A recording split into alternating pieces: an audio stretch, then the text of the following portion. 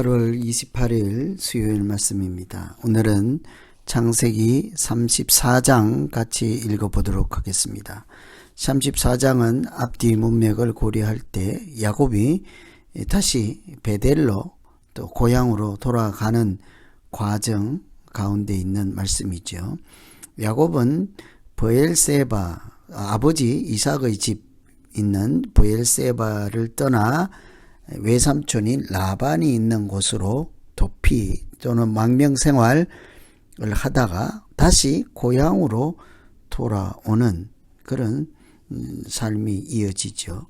근데 하나님을 만났던 베델에서 멀리 있는 라반의 집에 갔다가 다시 하나님께서 돌아가라 하는 말씀을 듣고 베델로 돌아오는, 자기가 하나님을 만났던 곳으로 다시 돌아오는 여정이라고 보는 것이 이렇게 맞겠습니다. 지리적으로는 브엘세바와 이렇게 하란은 라반의 집이지만 사실은 첫 번째 돌기둥을 세우고 이렇게 하늘로 이어지는 사닥다리를 통해 하나님을 만남으로 이곳이 하나님의 집이다 하고 자기 믿음을 고백했던 그 자리로 다시 돌아오게 되는 여정 중에 오늘은 34장은 그 사이에서 있었던 사건을 다루고 있습니다. 이 영적으로 다시 이렇게 회복되는 과정에서 생긴 일이기도 하죠. 1절에 보시면 레아가 야곱에게서 낳은 딸 디나가 그 땅의 딸들을 보러 나갔더니, 이 디나는 야곱의 딸입니다. 그 땅의 딸들을 보러 나갔다. 딸이 땅의 딸들을 보러 나갔다. 이럴 때 땅의 딸들이라는 표현이 성경적 표현이죠. 땅의 딸이다. 이게 세상에 속한 사람들 중에 있는 딸이다. 그러니 이제 믿음의 범주를 벗어나 하나님을 믿지 않는 사람들, 그 사람들을 보러 만나러 나갔다. 그 주인공은 야곱의 딸 디나입니다. 그 지역은 세겜이라는 곳입니다. 이 히위 족속 중에 하물의 아들, 그 당시에 추장 세겜이 이렇게 살고 있는 곳, 지역 이름도 세겜이었습니다. 이 세겜은 추장 하몰의 아들이기도 한 것이죠. 하몰의 아들이고 당시의 추장인 세겜이 이 야곱의 딸 디나를 발견하고 강간하여 욕되게 했다. 있어서는 안 될 그런 일이 벌어졌습니다. 큰 화를 당하게 된 것이죠. 이 땅의 딸들을 보러 나갔다 하는 것과 그곳에서 험악한 일을 당했다. 그때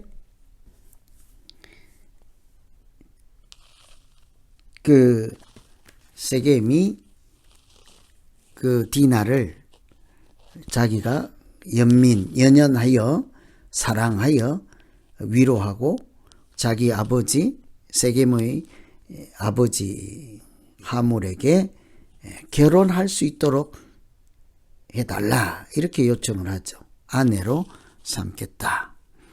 실제로는 강제 추행을 했습니다만 세겜은 그를 버리려고 하지 않고 아내로 맞이하겠다 하는 것이죠. 어떻게 보면 자연스러운 있을 수 있는 일이기도 합니다.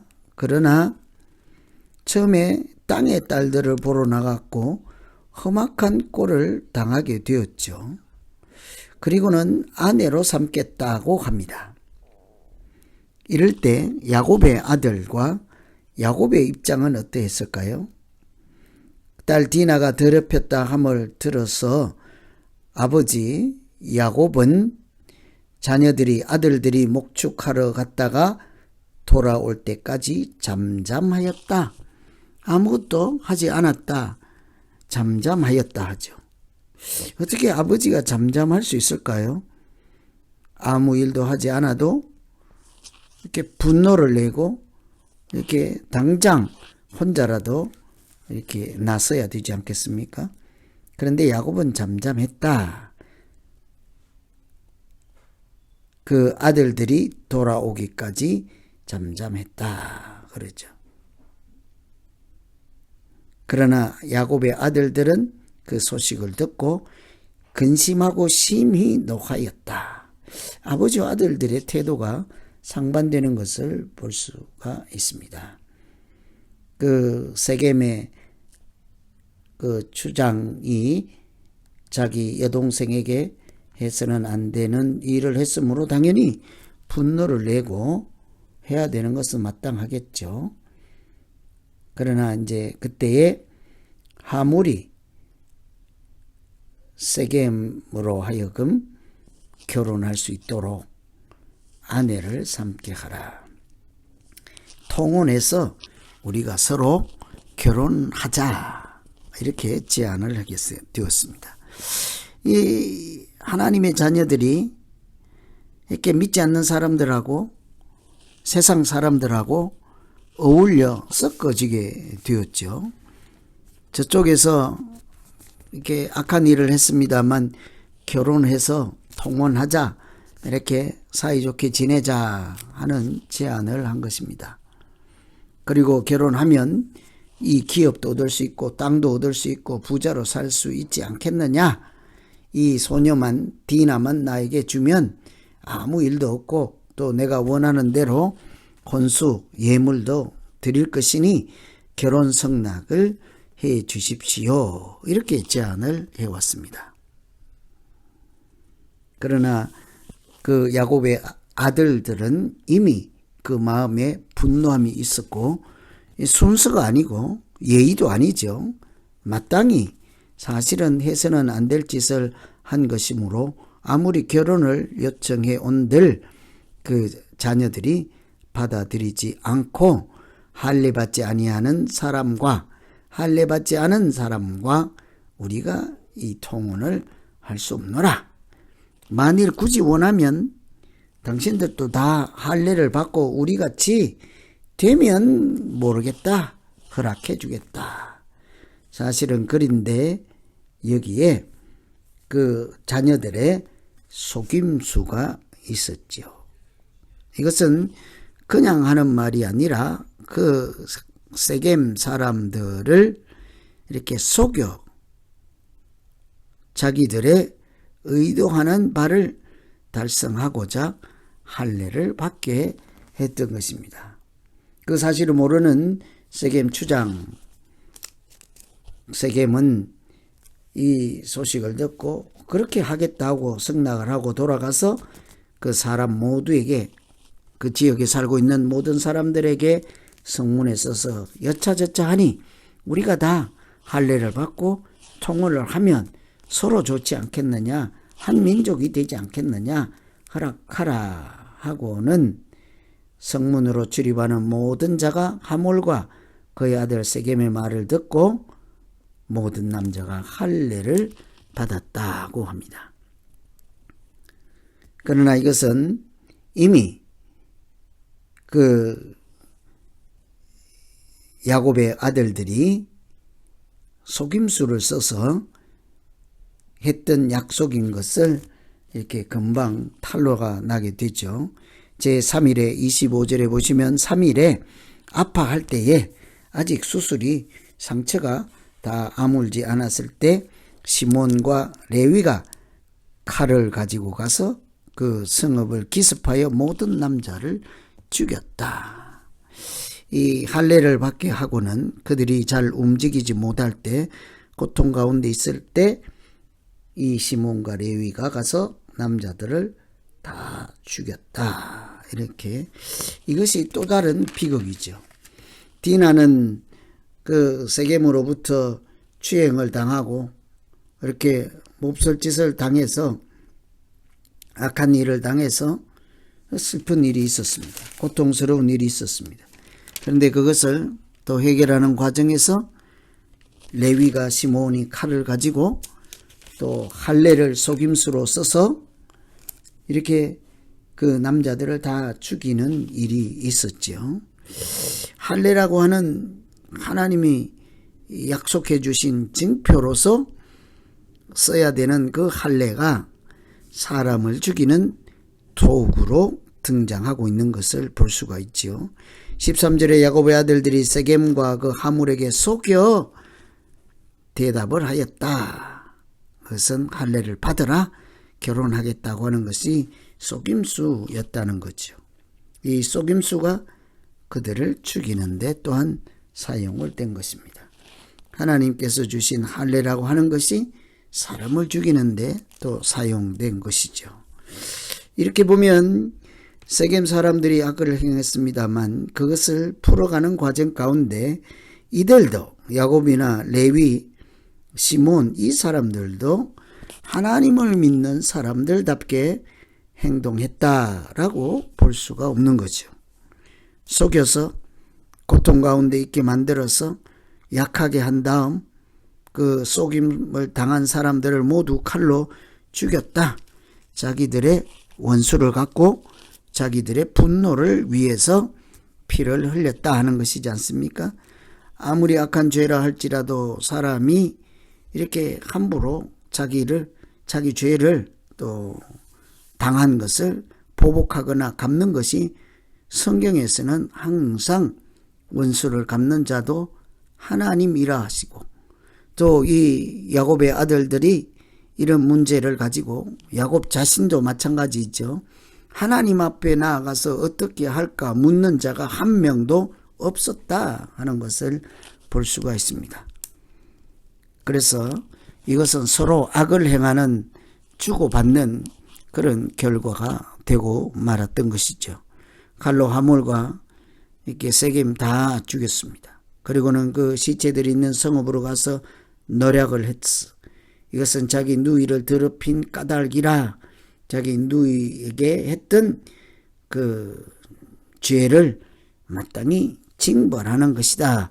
이런 이야기겠죠. 재물도 빼앗고 모든 물건을 다 노략하였습니다. 야곱은 그제서야 이것이 보통 일이 아니다. 이 일로 더 큰 화를 당할지도 모르겠다 하고 더 걱정을 하는 이런 연약함을 보이기도 합니다. 그래서 30절에 보면 나와 내 집이 멸망할 것이라 이제 타지에 와 있는 나그네의 입장이지 않습니까? 아직 고향으로 돌아가는 중간에 이런 일을 당하게 되었습니다. 그러면서 31절에 이런 일이 그들이 이르되 그가 우리 누이를 창녀같이 대우함이 옳으니까 하고 34장이 끝이 나는데 의문을 남기죠. 이것이 과연 옳은 일입니까? 그래서 우리가 34장을 읽을 때에는 세겜이 그 디나에게 행한 악행을 이것이 옳은 일이니까 절대로 결혼을 한다 아내로 얻으면 잘 사이좋게 지내겠자 한들 그것은 이렇게 용서받을 수 없는 일이라고 하겠죠. 인격이 어디 있으며 도덕이 어디 있으며 절차가 어디 있으며 이런 것이 없잖아요. 자기 욕망을 채우기 위해서 자기 원하는 대로 하기 위해서 마음대로 하고는 내가 원하는 대로 하면 잘 지내겠다. 아무 일이 없을 것이다. 더 잘 살게 될 것이다. 이게 결코 바람직하지 않습니다. 그렇다고 해서 또 야곱과 그 아들들이 하는 행위, 속임수를 써서 또 할례라고 하는 거룩한 하나님의 징표를 사용해서 그것이 하나님의 자녀로 살아가는 방편으로 쓴 것이 아니라 사람을 죽이는 살인의 도구로 썼다 하는 것을 보아도 이렇게 참으로 놀라지 않을 수가 없습니다. 하나님이 우리에게 맡겨준 그것을 가지고 사람을 죽이는데 과연 쓰는 것이 옳다고 할 수 있겠습니까? 아무리 이유가 어떻든 하나님이 주신 거룩한 것, 하나님의 것을 생명을 죽이는 일, 그런 일에 쓰는 것은 합당하지 않을 것입니다. 그러나 우리가 또 한 가지 놓치지 말아야 할 것이 있습니다. 왜 이런 일이 있었을까죠? 왜 이렇게 험악한 일이 있고 피비린내 나는 이런 싸움, 죽이는 일들이 일어났을까죠? 이것은 33장에서도 그랬지만 이 야곱이 고향으로 돌아가고 자기가 처음 하나님을 만났던 하나님의 집이라 하고 내가 돌아오면 이곳에 성전을 짓겠다 했던 그 베델로 돌아가지 않고 중간에서 숫곳에서 짐승의 우리를 짓고 집을 짓고 살기도 하고 내가 에돔으로 가서 형제 에스를 만나겠다 하고 중간에 하나님께서 돌아가라 했던 곳으로 돌아가지 않고 주저주저 하고 있는 것입니다. 거기에 아예 눌러 살 생각을 하는 사람처럼 보이지 않습니까? 그래서 이것은 마땅히 돌아가라 했던 곳으로 가지 아니하고 머물고 또 지체하고 또 마음이 변하고 또 하나님이 원하는 곳으로 가지 않을 때 일어났던 일이라 그런 차원에서 보게 되면 이런 일은 하나님께서 그들의 정신을 깨우고 또 마땅히 가야 할 곳으로 갈 수밖에 없도록 역사하시는 보이지 않는 하나님의 섭리와 움직임이 있다는 것으로 생각할 수가 있겠습니다. 야곱이 이렇게 아브라함과 이삭과 야곱의 하나님으로 불릴 만큼 하나님께서 원하고 맹세한 일이 있었던 그곳으로 가는 것이 마땅하죠. 그러나 무슨 사유든지 중간에 눌러붙어서 하나님이 지시하시고 인도하시는 곳으로 가지 아니하고 자기가 자기 능력으로 세상 가운데 파묻혀서 살고자 할 때 하나님은 그 걸음을 고치시고 인도하여 주시고 마땅히 가야 할 곳으로 하나님께서 이끌어 가시는 줄로 믿습니다. 이 34장은 그래서 앞에 32장 31장 하나님께서 돌아가라 해서 라반의 집도 20년 만에 떠나게 되지 않습니까? 그러면 중간에 가다가 이렇게 보기 좋은 곳 살기 좋은 곳에 머물러 있을 것이 아니라 마땅히 하나님께서 지시한 곳 돌아가라 한 그곳으로 가는 것이 믿음으로 사는 것이고 하나님의 자녀로 살아가는 모습이라 할 수 있겠죠.